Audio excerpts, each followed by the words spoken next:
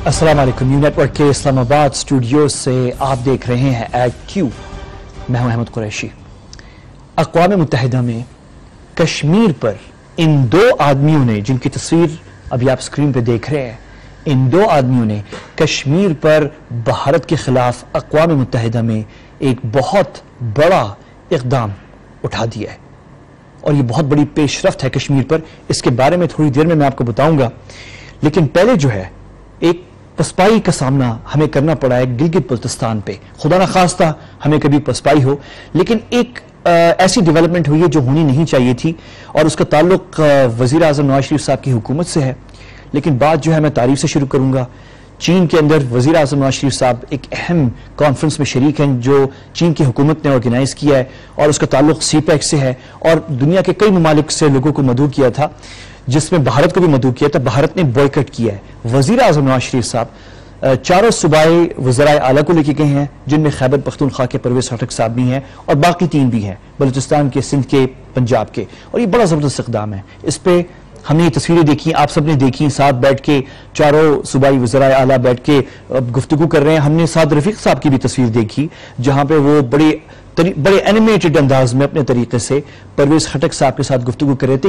ये मनाजर पाकिस्तान में देखने में नहीं आता। यहाँ तो सब लड़े होते हैं, लेकिन वहां पे इकट्ठे थे, बहुत अच्छी बात है। चीन की हुकूमत भी चाह रही है सब इकट्ठे हों, पॉजिटिव थिंग। लेकिन जो नेगेटिव चीज हुई है वो ये है कि इंडिया गिलगित बल्तिस्तान पे एतराज करता है कि ये सीपैक में नहीं होना चाहिए और अनफॉर्चुनेटली वज़ीर आज़म नवाज शरीफ साहब गिलगित बल्तिस्तान के जो चीफ मिनिस्टर हैं उनको साथ नहीं लेके गए और ये इस बात को नोटिस किया जा रहा है। ये मैं नहीं कर रहा, ये गिलगित बल्तिस्तान के लोग कर रहे हैं। आज ही मैं आर्टिकल पढ़ रहा था जनाब फैजुल्लाह फिराक साहब का, जो कि तर्जुमान है सूबाई हुकूमत गिलगित बल्तिस्तान की। मज़ेदार बात यह है कि फैजुल्लाह फिराक साहब जो हैं, जिस हुकूमत के तर्जुमान है, वो नून लीग की हुकूमत है गिलगित बल्तिस्तान में। वो क्या लिखते हैं स्क्रीन पे देखें, पॉइंट्स हैं उनके आर्टिकल के। वो कहते हैं कि गिलगित बल्तिस्तान के नुमाइंदे को चीन लेकर ना जाना भारतीय हिकमत अमली की हौसला अफजाई है और कोई एक सीनियर रुकन को ले जाना चाहिए था। और जो नौजवान नस्ल है वो ये सवालात उठा रही है और गम गुस्से का लहर है। और फिर उन्होंने भारत का जो एजेंडा है कि जो मायूसी फैलाई जाए गिलगित बल्तिस्तान में, वो इस चीज में ये मददगार ये चीज साबित होती है कि गवर्नमेंट ऑफ पाकिस्तान जो है नहीं लेके गई गिलगित बल्तिस्तान के किसी भी नुमाइंदे को। लेकिन सवाल यही है कि वाकई गिलगित बल्तिस्तान में इस बात को नोटिस किया गया है कि गिलगित बल्तिस्तान के चीफ मिनिस्टर जो हैं वो वहां मौजूद नहीं है, चाइना में वज़ीर आज़म की डेलीगेशन में। ये जानने के लिए मुझे इस वक्त ज्वाइन कर रहे हैं जनाब सादत अली मुजाहिद साहब, जो कि चीफ एडिटर हैं गिलगित बल्तिस्तान के सबसे बड़े उर्दू अखबार के K2। बहुत शुक्रिया मुजाहिद साहब, आपने मुझे वक्त दे रहे हैं। ये बड़ी बात है कि चीफ मिनिस्टर गिलगित बल्तिस्तान वज़ीर आज़म नवाज शरीफ साहब की वफ्द का हिस्सा नहीं है। क्या वाकई ये बड़ी बात है? जी बिल्कुल, ये बहुत बड़ी बात है, ये बहुत बड़ा सवाल है।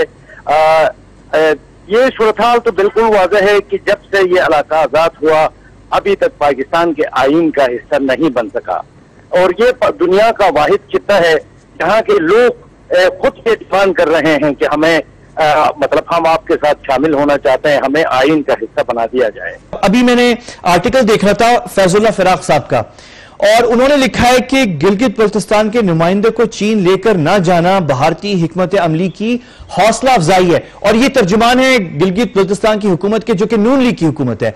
तो मतलब तो ये मतलब यानी क्या वाकई ये मुमकिन है कि गवर्नमेंट जो है वो, क्योंकि इंडिया भी इन्वाइटेड था इस कॉन्फ्रेंस में, तो वो उनको नाराज नहीं करना चाह रहे, यानी ये मुमकिन है? जी देखें, जो आपने खुद जिक्र किया, जो सूबाई हुकूमत के तर्जुमान है नून लीग की हुकूमत है और बहुत ही करीबी साथियों में से हैं फैजुल्लाह फिराक साहब वज़ीर आला के, जो बहुत अच्छे अंदाज में हुकूमत के इक़दाम और फैसलों की तर्जुमानी करते रहे हैं मीडिया के अंदर।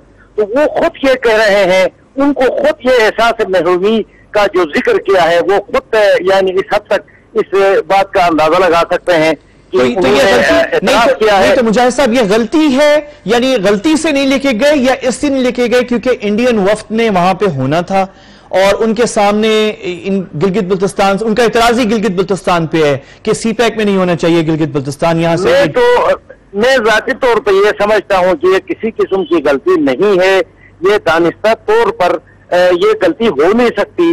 یعنی 4 وزرائے اعلیٰ اگر ساتھ جا رہے ہیں پرائم منسٹر کے ساتھ، اور گلگت بلتستان کو یکسر نظر انداز کیا گیا اور ایک منصوبہ بندی کے تحت، یا یوں سمجھ لیں کہ اس اعتراض سے بچنے کے لیے ان کو اٹلی کے دورے پر بھیج دیا گیا، اور یہ کہا گیا کہ وہ تو اٹلی میں تھے، تو یہ ہو نہیں سکتا ہے۔ یہ ڈیٹ طے تھی جو چین کے اندر جو کانفرنس ہونے جا رہی ہے، دنیا کے بہت سارے ملکوں کے اس میں نمائندے ہیں، پاکستان کے 4 وزرائے اعلیٰ وزیر اعظم خود لیڈ کر رہے ہیں، تو یہ کیسے ہو سکتا ہے کہ یہ غلطی ہو؟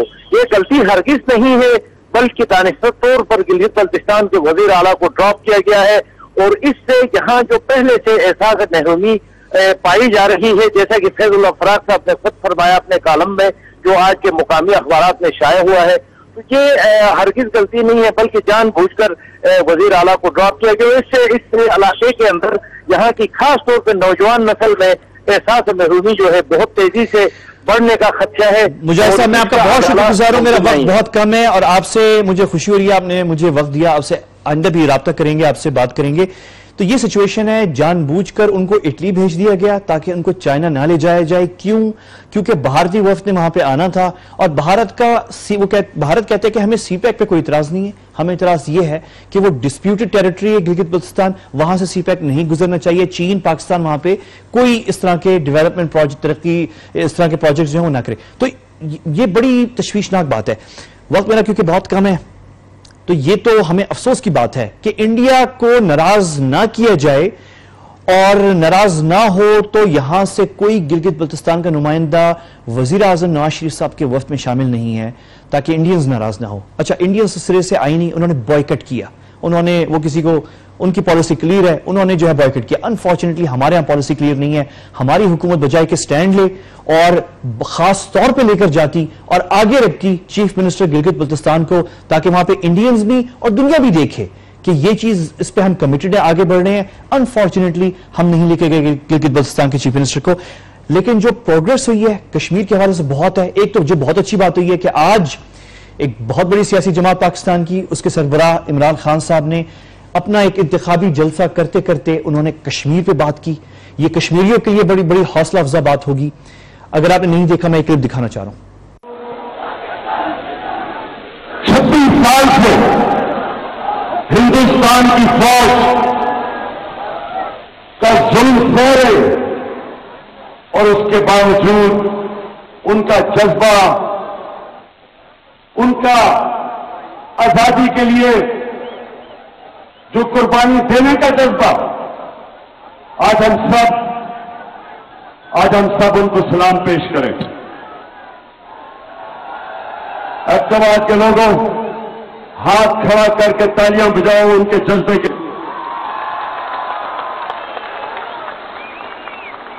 مجھے خاص طور پہ جو خوشی ہوئی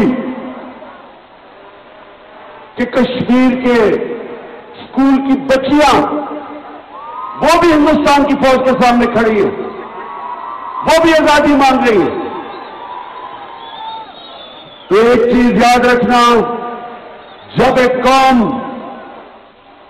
اس کو شعور آ جاتا ہے، اس کو سمجھ آ جاتی ہے کہ غلامی کیا، آزادی کیا ہے، کبھی بھی اس قوم کو کوئی غلام نہیں بنا سکتا۔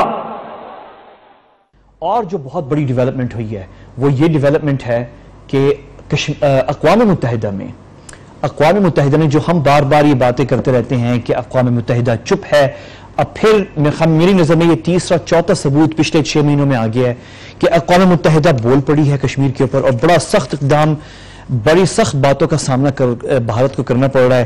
یہ UN جنیوا کا ٹویٹر اکاؤنٹ ہے جو آپ دیکھ رہے ہیں، اس پہ انہوں نے 2 سینئر اہلکار اقوام متحدہ کے، دونوں نے ڈیمانڈ کیا ہے کہ انڈیا فوری طور پہ انٹرنیٹ اور سوشل میڈیا بحال کرے مقبوضہ کشمیر کے اندر جو ہے، اور انڈیا کا حق نہیں ہے کہ بند کرے۔ آپ یہ دیکھ رہے ہیں، یہ میشیل فورسٹ ہیں جو کہ UN اسپیشل ریپورٹور ہیں on the situation of human rights defenders, انہوں نے بھی ٹویٹ کی، اپنے طور پہ بھی انہوں نے بھی ڈیمانڈ کیا ہے۔ اس کے بعد پھر ڈیوڈ کے صاحب ہیں جو کہ UN اسپیشل ریپورٹور ہیں freedom of opinion and expression, انہوں نے بھی ٹویٹ کیا ہے۔ اور پھر UN ہیومن رائٹس جو کہ ہیومن رائٹس کاؤنسل کا ٹویٹر اکاؤنٹ ہے، انہوں نے بھی کیا ہے۔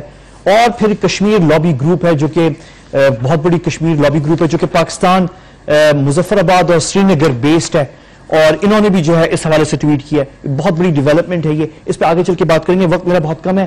آخر میں بس جاتے جاتے جو ہے میں آپ کو چھوڑنا چاہ رہا ہوں وہ بات جو عمران خان صاحب نے کی تھی، وہ کلپ، وہ بچیاں بہادر جو نکل کے دنیا کی تیسری بڑی فوج کا سامنا کر رہی ہیں. تھوڑا سا اونچی آواز میں دیکھیں کیا ماحول ہے جس میں یہ بہادر لڑکیاں سامنے آ کے مقابلہ کر رہی ہیں انڈین فوج کا. یہ کل یا پرسوں کی کلپ ہے، اور پھر وقفے کے بعد ملتے ہیں.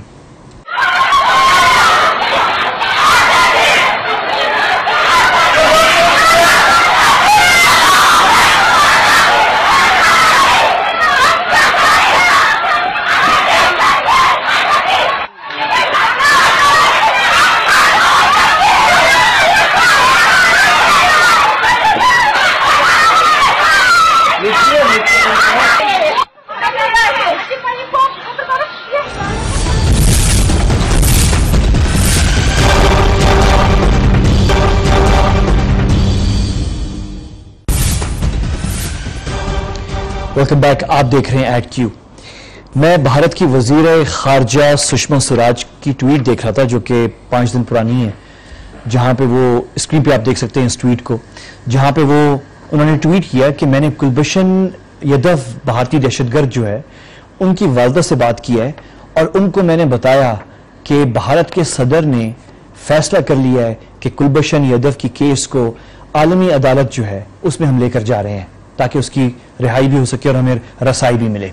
میں یہ دیکھ کے حسرت ہے. ویسے میں آپ کو بتا دوں کہ سشما سوراج صاحبہ جو ہیں انہوں نے پرسنلی مجھے، جو ان کا ٹویٹر اکاؤنٹ ہے، انہوں نے مجھے بلاک کیا ہے سوشل میڈیا پہ، ٹویٹر پہ پرسنلی کیا ہے، جس سے مجھے خود اندازہ ہوتا ہے کہ مطلب کتنے ہائی بڑے کلوزلی وہ فالو کرتے ہیں ان پاکستانی صحافیوں کو اور اینکرز کو جو مسلسل بھارت پہ بات کرتے ہیں اور جو مسلسل کشمیر پہ بات کرتے ہیں. خیر مجھے فخر اس بات، ہمیں کوئی بھارت سے دشمنی نہیں ہے. افسوسناک بات ہے کہ ان کے بھارت، میں ہمیشہ کہتا ہوں، ایک بڑے ہاتھی کی طرح ہے جس کی سوچ اور دماغ جو ہے وہ چوہے کے برابر ہے. اور افسوسناک بات ہے، ہمیں کوئی دشمنی نہیں ہے بھارت سے، لیکن بھارت جو غلط کام کر رہا ہے پاکستان میں، خطے میں اور کشمیر میں، وہ بھارت کو ختم کرنا ہوگا، اور اس پہ ہم بات کرتے رہیں گے. یہ دشمنی کی بات نہیں ہے، یہ جو فیکٹس ہیں، حقائق ہیں، اس پہ بات کرنے والی بات ہے. کیوں انڈیا جو ہے اس کو انٹرنیشنلائز کر رہا ہے؟ کیوں؟ آپ نوٹ کریں، کشمیر ہو اور بھی مسائل ہوں، انڈیا کی کوشش ہوتی ہے کہ کبھی بھی ان مسائل کو انٹرنیشنلائز نہ کیا جائے، ان کو بائیلیٹرل رکھا جائے، صرف پاکستان اور بھارت کے درمیان. تو کیا وجہ ہے کہ اس وقت انڈیا جو ہے وہ کلبھشن یادو کی کیس کو انٹرنیشنل کورٹ آف جسٹس جو ہے اس میں لے کر جا رہا ہے؟ کیا وجہ ہے؟ اس کی وجہ بہت سمپل ہے، اور یہ آپ کو پاکستانیوں کو پتہ ہونا چاہیے. اس کی وجہ یہ ہے کہ اتنے سارے بھارتی اسپیشل ایجنٹس اور جاسوس جن کو پاکستان اور خطے میں لگایا ہوا ہے ان کاموں پہ، وہ کلبھشن یادو کی کیس کو غور سے دیکھ رہے ہیں. اگر کلبھشن یادو کو انڈیا نہیں بچا سکتا تو باقی جو ہیں وہ ان میں مایوسی پھیلے گی، وہ ڈی مورلائز ہوں گے. تو اس لیے یہ کلبھشن یادو کا کیس جو ہے بہت اہم ہے انڈیا کے لیے. اچھا، بہت سارے لوگ جو ہیں وہ اس وقت کہہ رہے ہیں، ابھی آپ نے میرے ساتھ رہنا ہے کیونکہ میں آپ کو دکھانے جا رہا ہوں پاکستان کے پاس کیا قانونی آپشنز ہیں، اور جو اگلی بات میں کرنے ہم دکھانے جا رہے ہیں وہ بہت اہم ہے. لیکن پہلے میں آپ کو یہ بتا دوں، بہت سے لوگ ابھی سے پاکستان میں یہ بولنا شروع ہو گئے ہیں کہ اس کو ابھی رکھا جائے، اس کو پھانسی پہ نہ چڑھایا جائے، اس کو ہم رکھیں 3-4 سال 5 سال، اس کو پھر ہم ایکسچینج کر لیں گے. کل میں دیکھ رہا تھا شیخ رشید صاحب نے جو ہے ایک انٹرویو کے اندر یہ بھی پروپوزل دیا کہ ہو سکتا ہے کوئی ہمارے 50 60 70 80 پاکستانی ہیں جو انڈیا کی جیلوں کے اندر ہے پچھلے 20-25 سالوں سے، اور ان کے بارے میں ہمیں پتہ بھی نہیں ہے. تو ہم یہ کر سکتے ہیں کہ ہم جو ہیں آگے چل کے رسائی دے دیں یا واپس کر دیں، کلبھشن یادو کو انڈیا کو دے دیں، اور ہم بدلے میں جو ہے وہ ان 60-80 لوگوں کو واپس لے لیں گے. لوگ تو یہ باتیں کر رہے ہیں، لوگ یہ بھی بات کر رہے ہیں کہ ابھی اس طرح کے جاسوس امریکہ کی جیلوں کے اندر بھی ہیں، روس اور امریکہ، سوویت یونین اور امریکہ کے درمیان بھی اس طرح کے جاسوس پکڑے گئے ہیں اور وہ جیلوں میں ہیں. لیکن جو بڑا فرق لوگ نہیں پہچانتے وہ یہ ہے کہ وہ جاسوس تھے، وہ معلومات بھیج رہے تھے اپنے ملک جاسوسیت کر کے. یہ شخص جو ہمارے ہاتھوں میں ہے یہ پاکستانیوں کا قاتل ہے، یہ جاسوس نہیں تھا. اس کا کام یہ نہیں تھا کہ اہم کاغذات جو ہے وہ حاصل کر کے انڈیا پہنچانا. اس کا کام تھا کہ اس نے سیلز بنانے ہیں اور اس نے دہشت گردی کرنی ہے، اس نے قتل کروانے ہیں، اس نے بہت سارے، اس نے سیکٹیرین قتل بھی کروائے ہیں ان کو آرگنائز بھی کروایا ہے, انہوں نے لسانی فسادات بھی کرانے کی کوشش کی ہے کراچی میں اور باقی علاقوں کے اندر بھی. تو یہ ایک معمولی جاسوس نہیں ہے. جاسوس کا لفظ بھی جو ہے نا وہ غلط ہے. جاسوس وہ ہوتے ہیں جو معلومات منتقل کرتے ہیں. یہ تھا سیبیٹور ٹیررسٹ, دہشت گرد.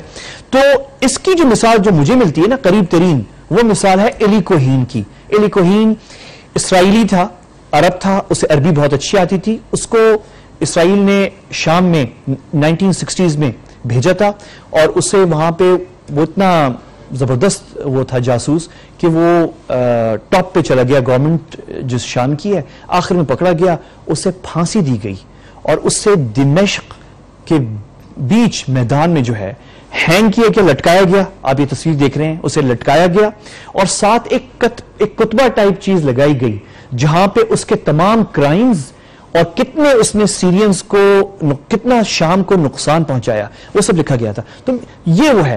اب پاکستان کے پاس جو آپشنز ہیں بیسیکلی آپ یہ بھی ذہن میں رکھیں, یہ پاکستانیوں کے قاتل ہونے کے ساتھ ساتھ اب یہ ذہن میں رکھیں کہ آپ کے ساتھ جو کھڑے لوگ ہوئے تھے, یعنی پاکستان کے ساتھ 71 کی جنگ میں 1971 بنگلہ دیش میں, ان کو 40 سال بعد بھی نہیں بخشا گیا. ایک ایک کر کے ان کو پھانسی کے پھندے پہ چڑھایا گیا پچھلے سال, ایک ایک کر کے, چن چن کے, پچھلے 2 سالوں میں 2015 میں اور 16 میں ان کو نہیں بخشا گیا کہ وہ پاکستان کے ساتھ 40 سال پہلے کھڑے ہوئے تھے. تو آپ کے ہاتھ میں وہ شخص آیا ہے, اس کو پھانسی دینی چاہیے, لیکن اس کو پھانسی آخر میں دیں, شور و شرابہ ہونے دیں, تماشا بننے دیں, تاکہ دنیا کو پتہ چلے بھارت کا, اس جو اپنے آپ کو جمہوریت اور لبرل اور اپنے آپ کو لبرل دکھاتے ہیں اور بالی ووڈ پہ وہ دکھاتے ہیں کہ یہ ہیں, ہم بڑے اچھے لوگ ہیں, ناچ گانے ڈانس کرتے رہتے ہیں, ہم کسی کو مارتے نہیں ہیں. پتہ چلے کہ انہوں نے یہاں پہ کتنی بڑی دہشت گردی کی ہے. اسی حوالے سے جو ہے کچھ آپشنز ہیں وہ میں نے آپ کو دکھانے ہیں, وہ میں آپ کو دکھانے جا رہا ہوں. اور وقفے کے بعد ملیں گے, ایک ماہر قانون ہمارے ساتھ بیٹھیں گے اور بتائیں گے کہ پاکستان کو کیا نہیں کرنا چاہیے وہاں پہ. امید ہے کہ یہاں پہ ہمارے یہاں کوئی تیاریاں نہ ہو رہی ہوں گلبشن یدف کو رہا کرنے کی. امید ہے کہ ایسا نہ ہو رہا ہو. اور یہ جو جندال اور یہ دوسرے لوگ ہمارے وزیر اعظم صاحب سے ملنے آئے تھے, وہ اس کام کے لیے نہ آئے ہوں. آپ دیکھیں ہمارا آپشن کیا ہے. معاملہ پر بھارت کا عالمی عدالت کا دروازہ کھٹکھٹانا سیاسی حوالے سے تو شاید مفید ہو سکتا ہے, لیکن عالمی عدالت سے یہ امید رکھنا کہ کلبھوشن کو بچا سکتی ہے, خام خیالی کے سوا کچھ نہیں. پہلی بات تو یہ ہے کہ عالمی عدالت کے لیے ضروری ہے کہ دونوں فریق رضامند ہوں. بھارت اگر کلبھوشن کے معاملے کو مسئلہ سمجھتا ہے تو دوسرے فریق پاکستان کی رضامندی بھی ضروری ہے کہ وہ اس کو باقاعدہ ایک مسئلہ تسلیم کرے, جبکہ اس مقدمے میں پاکستان نے تمام قانونی تقاضے پورے کیے ہیں, اس لیے اس کا فریق بننا ضروری نہیں. وہ پراپر قانون کے دائرہ کار کے اندر رہ کے ثبوت کی بنیاد پر یہ ڈیسیجن لیا گیا ہے اور ملٹری کورٹ کے ڈیسیجن کا ابھی ملٹری کے اندر جو پروسیس ہے وہ جاری ہے.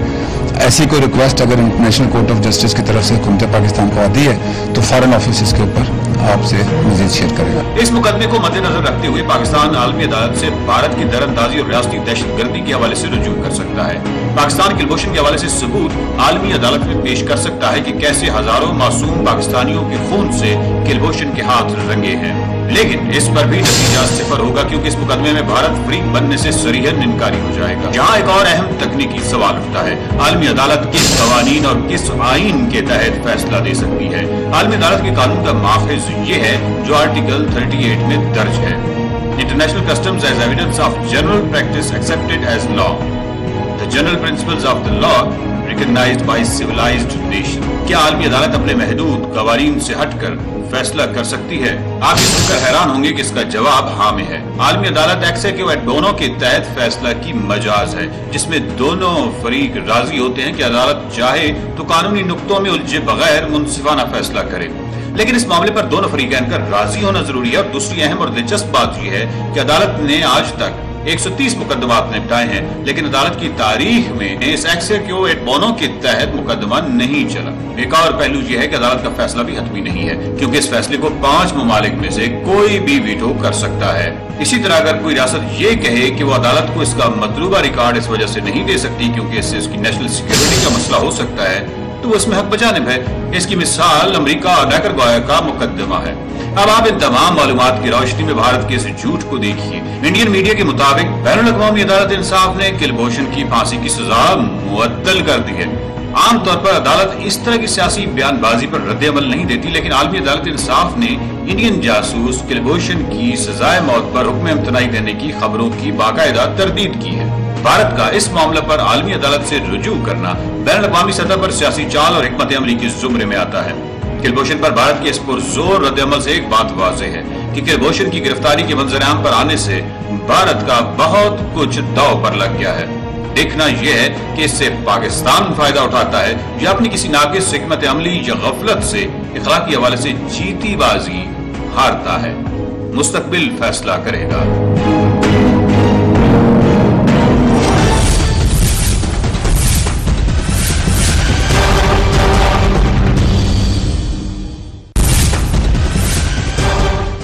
ویلکم بیک، آپ دیکھ رہے ہیں ایٹ کیو۔ اس وقت میرے ساتھ اسٹوڈیو میں ایک ماہر قانون موجود ہیں جو ریسرچ کر رہے تھے کہ آیا پاکستان اپنی کیس سمجھوتا ایکسپریس پہ، جس پہ بھارتی دہشت گردوں نے 50-60 پاکستانیوں کو زندہ جلایا بھارتی سرزمین پہ آج سے 10 سال پہلے، اس پہ انہوں نے ریسرچ کی ہوئی ہے۔ لیکن اس سے پہلے کہ ہم جاتے سمجھوتا ایکسپریس کا کیس لے کر بھارت کے خلاف انٹرنیشنل کورٹ آف جسٹس میں، بھارت چلا گیا کس کی کیس لے کر؟ کلبھوشن یادو کی۔ بیرسٹر شعیب رزاق صاحب، بہت شکریہ آپ کا، آپ نے وقت نکالا میرے لیے آج۔ پہلے تو مجھے بتائیں کہ کیا ہم پھنس گئے ہیں کلبھوشن یادو کیس کے اندر کیونکہ بھارت ہم سے پہلے چلا گیا انٹرنیشنل کورٹ آف جسٹس؟ ہم بیک فٹ پہ ہو گئے؟ دیکھیں، دو باتیں۔ انٹرنیشنل کورٹ آف جسٹس کوئی ایسی کورٹ نہیں ہے جس طرح اسلام آباد ہائی کورٹ ہے جس کی کوئی ٹیریٹوریل جورسڈکشنز ہوں گی، کوئی ڈسٹرکٹ کورٹ کی اسٹیچوٹ کے تحت جورسڈکشن ہوگی to entertain few cases. International Court of Justice میں ایشو یہ ہوتا ہے کہ contested parties they need to agree, both parties کو، کہ ہم انٹرنیشنل کورٹ آف جسٹس کی جورسڈکشن کو ایکسیپٹ کرتے ہیں، بوتھ پارٹیز۔ یا دوسرا، انٹرنیشنل کورٹ آف جسٹس کو مینڈیٹ یونائٹڈ نیشن دیتا ہے، جس طرح بوسنیا اور سربیا کے وقت میں وار کرائمز میں وہ مینڈیٹ جو انٹرنیشنل کورٹ آف جسٹس کو یو این نے دیا تھا۔ اب جہاں تک پاکستان کا اور انڈیا کا تعلق ہے، ان کا انٹرنیشنل فورمز پہ جانے کی اچھی خاصی ہسٹری ہے۔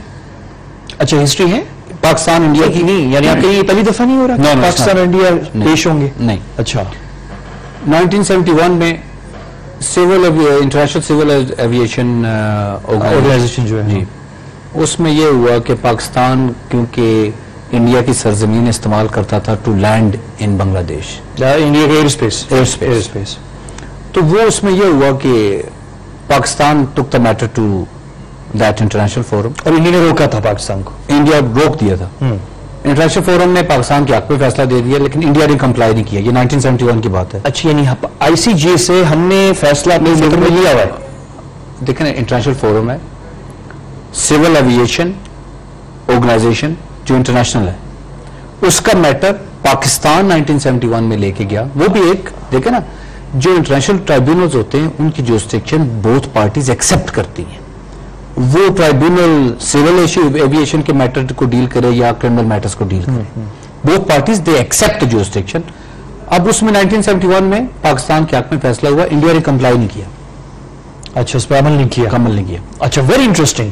یعنی اب انڈیا جو ہے جا رہا ہے کلبھوشن یادو پہ کہ پاکستان رسائی دے اور اس کو رہا کرے، لیکن خود اس نے 71 میں نہیں۔ یہ آپ نے بڑا اچھا کیا بیر صاحب، یہ مجھے امید ہے کہ یہ چیز ہمارے دفتر خارجہ کے لوگ اپنے ذہن میں رکھیں گے جب انڈیا وہاں پہ کھڑے ہو کے بڑی قانون کی آگے بھی ایگزامپل ہے۔ اگر آپ کو یاد ہوگا 2010 میں ایک پاکستان پیٹرول نیوی کا ایئر کرافٹ رن آف کچھ میں انڈیا نے گرا دیا تھا، بالکل، جس میں مطلب اس کے کوئی ایگریسو ہوسٹائل اس کی انٹینشن نہیں تھی۔ اس میں کیا ہوا؟ پاکستان وہ میٹر آئی سی جے میں لے کے گیا، انڈیا نے آبجیکشن ریز کی بیفور آئی سی جے کہ اس میں جورسڈکشن نہیں ہے آئی سی جے کی، اور آئی سی جے نے ایکسیپٹ کیا انڈین ورژن کہ ہماری جورسڈکشن نہیں ہے۔ اچھا، اب آ جائیں ذرا بیرسٹر صاحب یہاں پہ کلبھوشن یادو پہ۔ سب سے پہلے انڈیا چلا گیا ہے، اب سننے میں آ رہا ہے کہ ہمارے دفتر خارجہ گورنمنٹ جو ہے وہ سوچ رہی ہے کہ وہاں پیش ہو جائیں ہم۔ پہلے تو یہ فیصلہ کریں، اب آگے بڑھنے سے پہلے یہ فیصلہ کریں ہمیں پیش ہونا چاہیے یا ہم یہیں سے بیٹھ کے کہہ دیں کہ سوری یہ نیشنل سیکورٹی کا ایشو ہے، ہمیں وہاں جانے کی ضرورت نہیں۔ دیکھیں، کوئی بھی کسی بھی آپ ٹرائبیونل کی، انٹرنیشنل کورٹ آف جسٹس ہو یا کوئی بھی ٹرائبیونل ہو، اس کی جورسڈکشن کو آپ چیلنج کرتے ہیں تو you have to challenge that before that tribunal, before that court. آپ نے عدالت میں جا کے بتانا ہوتا ہے کہ جی آپ کی جورسڈکشن نہیں ہے۔ لیکن ہمارے بہت سارے میٹرز ہوتے ہیں. انڈیا نے بھی جب 71 میں ڈسپیوٹ کیا اس چیز کو تو انہوں نے انڈیا نے 2010 میں جو ڈسپیوٹ کیا تو انہوں نے پیش ہو نا دیکھیں عدالت کے سامنے آپ نے بتانا ہوتا ہے کہ عدالت this honorable court has no jurisdiction to entertain this matter. ٹھیک ہے. تو آپ نے عدالت میں بتانا ہوتا ہے. میں اس کے حق میں نہیں ہوں کہ آپ نے یہاں بیٹھ کے کر لینا ہے. They need to raise the issue before the court on the basis of merits. اب سیکنڈ سٹیج پہ آئے, سامنے پیش ہو گئے, ہمارے لوگ جائیں گے, کیا کہنا چاہیے ہمیں؟ دیکھیں یہ تو جورسڈکشن میٹر کہ جی آپ کی جورسڈکشن جو ایویڈنس آپ کے پاس ہے اگینسٹ دس ٹیرورسٹ. دیکھیں دوسری بات یہاں پہ مسئلہ ہے نا پیرس صاحب, یہاں پہ مسئلہ ہے. یہاں پہ بات یہ ہو رہی ہے, بہت سے لوگ یہ کہہ رہے ہیں جہاں تک ہم یہ پیش ہو کے یہ کہہ دیں کہ جورسڈکشن نہیں ہے وہ تو ٹھیک ہے, لیکن اگر ہم گئے اور ہم نے جورسڈکشن ڈسپیوٹ کرنے کے ساتھ کنٹیسٹ کرنے کے ساتھ ساتھ پھر ہم شواہد بھی پیش کرنا شروع ہو گئے تو اس کا مطلب یہ ہے پھر تو ہم اس گیم میں پڑ گئے جس میں انڈیا میں پڑھانا چاہتے ہیں. میں اس سے ایگری نہیں کرتا. بڑی حملی اس کی ایشو یہ ہے آپ نے کسی انٹرنیشنل فورم پہ یہ مدعا ریز کرنا ہے, یہ مدعا ریز کرنا ہے اور اس انٹرنیشنل فورم پہ یہ اس انٹرنیشنل فورم کے ریکارڈ کا حصہ بنانا ہے کہ کون کون سے شواہد ہیں, کون کون سے ثبوت ہیں جس کی بیسس پہ ہم نے اس بندے کو گرفتار کیا. انٹرنیشنل کورٹ کو آپ نے یہ بھی بتانا ہے کہ یہ پرزنر آف وار نہیں ہے, یہ جنیوا کنونشن کا پرزنر آف وار نہیں ہے, یہ ایسپیناج کا بندہ ہے, یہ سیپوٹاجر ہے. ٹھیک ہے. اور دوسرا آپ نے یہ بھی بتانا ہے کہ ڈفرنس بھی ان کو بتانا ہے. ایسپیناج کا بندہ اور پرزنر آف وار یہ ڈفرنس ہے. ان کو انٹرنیشنل کورٹ آف جسٹس بھی ڈفرنس دیتی ہے, آکسفورڈ مینول بھی اس کو ڈفرنس کہتا ہے. They have created the difference کہ جی اسپیناج دیکھیں نا یہ اسپائی تھا. میں سمجھ گیا. اچھا یہاں پہ ایک بڑا ایشو ہے, وہ یہ کہ میں آپ کی ساری بات سن رہا تھا, ویری لاجیکل, لیکن میں سوچ رہا تھا کہ ایک طرف تو آپ کہہ رہے ہیں کہ ہماری طرف سے گورنمنٹ آف پاکستان جا کے پیش ہو اور کہے کہ آپ کی جورسڈکشن نہیں ہے, پھر آپ کہہ رہے ہیں کہ جورسڈکشن نہیں ہے تو آپ مان لو پھر آگے بڑھنا نہیں چاہیے, لیکن آپ آگے بڑھا رہے ہیں خود, پھر آپ پیش کر رہے ہیں شواہد و ثبوت. اس میں دیکھیں ویری ٹیکنیکل آپ نے ریکارڈ کا حصہ بنانا ہے تاکہ انٹرنیشنل میڈیا کے سامنے آپ کو تو ہم یہاں اسلام آباد میں بنا لیں, ہم یہاں پہ کھڑے ہو کے کہہ دیں, یا ہم UN سیکرٹری جنرل کو بھیج دیں. آپ جب جورسڈکشن چیلنج کر رہے ہوتے ہیں تو شواہد ساتھ مطلب شواہد پیش کرنے کا مطلب یہ نہیں ہوگا کہ آپ ٹرائل میں گھس گئے. یہ تو آپ کی سبمیشن کا حصہ ہی نہیں ہے نا. آپ نے سمپل یہ کہنا ہے کہ on the basis of certain rules we do not accept the jurisdiction of ICJ on this matter. ٹھیک ہے, لیکن ہم شواہد دے رہے ہیں. دیکھیں آپ نے انٹرنیشنل میڈیا کو یہ بتانا ہے, دیکھیں نا کسی نہ کسی جگہ تو آپ نے, لیکن ہم جب یہ کہیں گے آپ کی جورسڈکشن نہیں ہے, لیکن ساتھ ہم پھر یہ بھی کہیں نا کہ اس کی جورسڈکشن اس کیس میں نیشنل کورٹس کی ہے, مطلب یہی کہیں گے نا ہم. دیکھیں نا آپ یہ ایسپیناج کیس ہے, آپ تو وہاں ان سے اجازت تو نہیں لے رہے ہیں کہ whether we do have the jurisdiction or not. ہم اجازت لے رہے نہیں. ICJ آپ اس لیے نہیں جا رہے تو ask them کہ جی ہماری کورٹس کی جورسڈکشن ہے یا نہیں. ہماری courts has the jurisdiction and they have fully enjoyed the jurisdiction. ٹھیک ہے. جہاں تک ICJ کا تعلق ہے آپ نے صرف ان کو بتانا ہے کہ آپ کی جورسڈکشن نہیں ہے. آپ وہاں کسی کو یہ بتانے نہیں جا رہے کہ ہماری عدالتوں کی جورسڈکشن ہے, یہ تو مینڈیٹ ہی نہیں ہے آپ کا. آپ کی عدالتوں کی جورسڈکشن ہے, انہوں نے اس کو انجوائے کر چکے ہیں. میرا ذاتی ایشو یہ ہے کہ آپ ثبوت پیش کریں گے تو انٹرنیشنل میڈیا اس ریکارڈ کو خود ایگزامن کرے گا. یہ آپ کے کیس کو خراب بالکل نہیں کرے گا کہ جی آپ نے جورسڈکشن چیلنج کیا اس کے بعد آپ نے یہ کہہ دیا کہ جی we have the evidence. Evidence کا مقصد یہ ہے کہ آپ اس کو ریکارڈ کا حصہ بنا رہے ہیں so that international media can get the record اور اس کو آبزرو کر سکے کہ ایشو ہے کیا. اچھا آخری سوال میرے پاس 2 منٹ ہے. کیا کس صورت میں نقصان ہمیں ہو سکتا ہے, یعنی کیا وہ چیز ہے جو گورنمنٹ آف پاکستان کو جاتے ہوئے وہاں پہ کنٹیسٹ کرتے ہوئے کہ آپ کی جورسڈکشن نہیں ہے, کیا چیز ہے جو ہمیں نہیں کرنی چاہیے جس سے ہماری کیس خراب ہو سکتی ہے؟ آپ نے کیٹیگوریکلی جورسڈکشن کو ڈینائی کرنا ہے. کیٹیگوریکلی اور یو ہیو دا ایویڈنس. کوئی اس میں لکونہ نہیں چھوڑنا ہے کہ اس میں سے وہ کہیں کہ نہیں. انڈین اپنا قانون ہے کہ کامن ویلتھ کے ڈسپیوٹ بائیلیٹری ڈسکس ہوں گے. اچھا کامن ویلتھ کے بھی آ رہا ہے. دیکھیں ہم دونوں کامن ویلتھ کے ہیں نا, انڈیا اور پاکستان. ٹھیک ہے. انڈیا اور پاکستان کی اپنی ہسٹری ہے ریگارڈنگ ICJ, اور ICJ کے پاس پورا ریکارڈ ہے کہ as far as India Pakistan disputes are concern ICJ has never enjoyed any jurisdiction. President ہے نا, 2010 میں ہم گئے, انہوں نے اٹھا کے میں باہر پھینک دیا. کارگل کے ایشو میں کسی میجر صاحب کے والد صاحب گئے, انہوں نے انڈین گورنمنٹ کو خط لکھا کہ میرے بیٹے کا کیس, انڈین میجر تھے, انڈین میجر جو اس کارگل کی جنگ میں ہلاک ہو گئے تھے, उनके वाला साहब ने इंडियन गवर्नमेंट को खत लिखा कि मेरे बेटे का मैटर आप आईसीजे ले जाएं। इंडियन गवर्नमेंट का एफिडेविट है जिसमें उन्होंने कहा है कि इस मैटर में आईसीजे हैज नो जुरिस्डिक्शन। ये उसका एफिडेविट इंडियन सुप्रीम कोर्ट में सबमिट हुआ है, एक मेजर का जो कारगिल की जंग में हलाक हो गया था। एक्सेलेंट एक्सेलेंट, ये बहुत आपने क्लैरिटी दी है। फ्रैंकली स्पीकिंग इस 10 मिनट्स के अंदर जो है मुझे बहुत क्लैरिटी इस चीज़ से मिली है, उम्मीद है नाज़रीन को भी मिली होगी। इस केस को हम फॉलो करेंगे। आपने मेरे साथ रहना है, वक्फे के बाद मिल रहे हैं। बर साहब बहुत शुक्रिया आपका।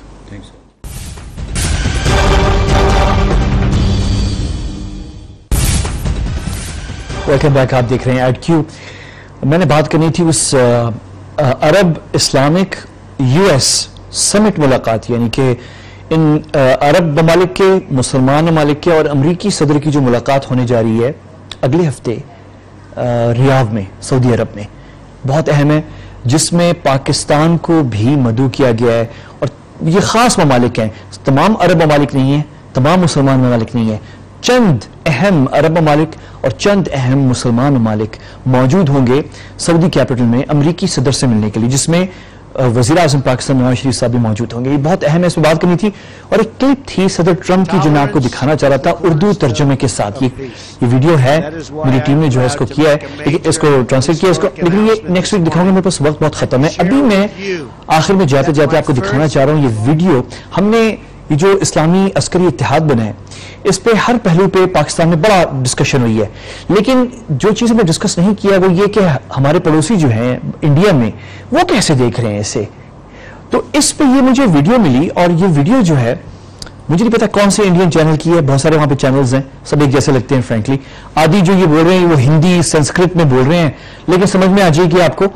या आप देखें, इससे आपको अंदाजा होगा कि पाकिस्तान की न सिर्फ शमूलियत इस इत्तेहाद में, बल्कि पाकिस्तान जो क़यादत कर रहा है इस नेटो तर्ज की मुस्लिम अस्करी फौज की, उसको इंडियंस कैसे देख रहे हैं और क्या बुरा हाल हुआ है उनका। ये देखिए मेरे साथ।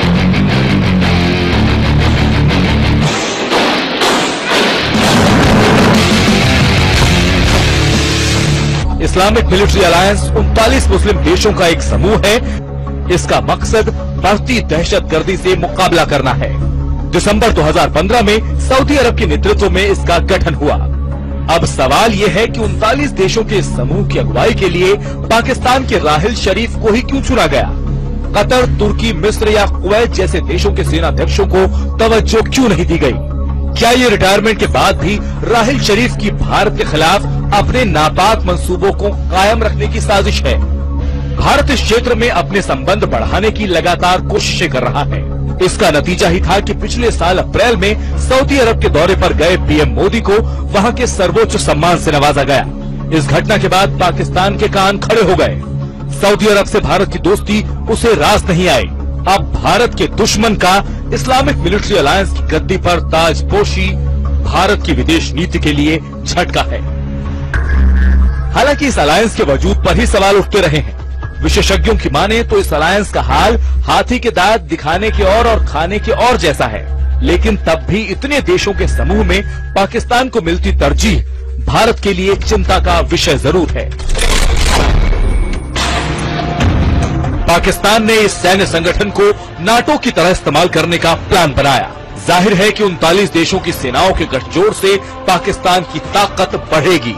खुद पाकिस्तान का जनरल इस सैन्य संगठन का अगुवा होगा तो जाहिर है कि कमांड पाकिस्तान के हाथ में होगी। पाकिस्तान इस संगठन का इस्तेमाल भारत के खिलाफ भी कर सकता है। पाकिस्तान भारत पर अपने देश में दखल देने के आरोप लगाता रहा है। हाल ही में पाकिस्तान ने संयुक्त राष्ट्र में भारत के खिलाफ दस्तावेज भी दिए हैं। ऐसे में आशंका है कि पाकिस्तान देर सबेर इस संगठन का इस्तेमाल भारत के खिलाफ करने की कोशिश कर सकता है। बहुत इंटरेस्टिंग।